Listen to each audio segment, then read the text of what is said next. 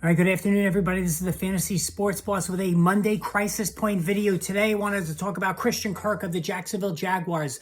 Kirk has definitely put a major hurting on his fantasy owners the last 2 weeks. Low light, October 9th, yesterday against the Houston Texans, catching one pass for 11 yards on 3 targets, barely over 2 fantasy points for the day. Just an absolute disgrace, especially in a game when Trevor Lawrence threw the ball over 40 times. Just a crazy inefficiency from Kirk after beginning the season like gangbusters. And that's the real frustrating thing with Christian Kirk. You know, he was mocked for signing, and so were the Jaguars for having gotten that huge, massive free agent contract. But nobody was laughing when Kirk broke out of the gate, caught 6 passes for 117 yards in the opener, and then followed that up week 2 against the Colts by catching 6 more passes for 78 yards and 2 touchdowns. Not to be outdone, week 3 against the Chargers, 6 more receptions, 72 yards, and another score. So 3 touchdowns through 3 games, and 6 catches in each. And the targets were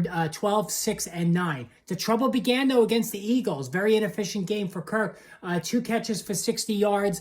Yes, they were big plays. He did get 9 targets in the game, however, but he just had a hard time connecting with Trevor Lawrence. And, of course, yesterday, only 3 targets, 1 catch for 11 yards, as Marvin Jones and Evan Engram ate up the majority of Trevor Lawrence's attention. So where do we go from here? And has Christian Kirk descended back to that wide receiver 3-4 that he was during his time with the Arizona Cardinals?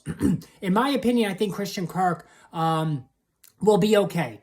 Now, he clearly was playing above his head, borderline wide receiver 1 the first 3 weeks of the season. But I do think Kirk can reclaim high-end wide receiver 3, maybe even low-end wide receiver 2 numbers going forward. Listen, Doug Peterson is not an idiot. He has to know that with the Jaguars struggling the last 2 weeks, it's not a coincidence that Christian Kirk was not involved, whereas the first 3 weeks when Trevor Lawrence was looking good and the Jaguars had spark, Kirk was a major part of the offense. Now, Marvin Jones is still capable of producing, as we've seen.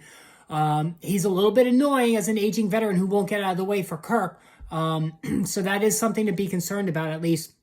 And then there's Zay Jones, who has had a very good season himself, but he too bombed out yesterday with just over 4 fantasy points. So, we could be seeing some volatility from the target tree of Trevor Lawrence, with Evan Engram also involved. So that's 4 guys that could be battling for targets. And then there's Travis Etienne too out of the backfield. So, I think that the first 3 weeks of Kirk maybe was just a little bit out of range for him going forward. He was playing a little above his head, but I still think Kirk is going to be very solid the rest of the way. This is a passing offense.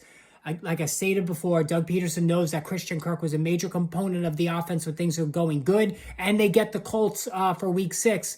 The same Colts that Kirk scored 2 touchdowns against in week 2. So I'm cautiously optimistic. Certainly as a Kirk owner in one league, I was shaken by yesterday, but I think overall he's going to be okay. All right, hit that subscribe, hit that notification button. More videos on the way soon.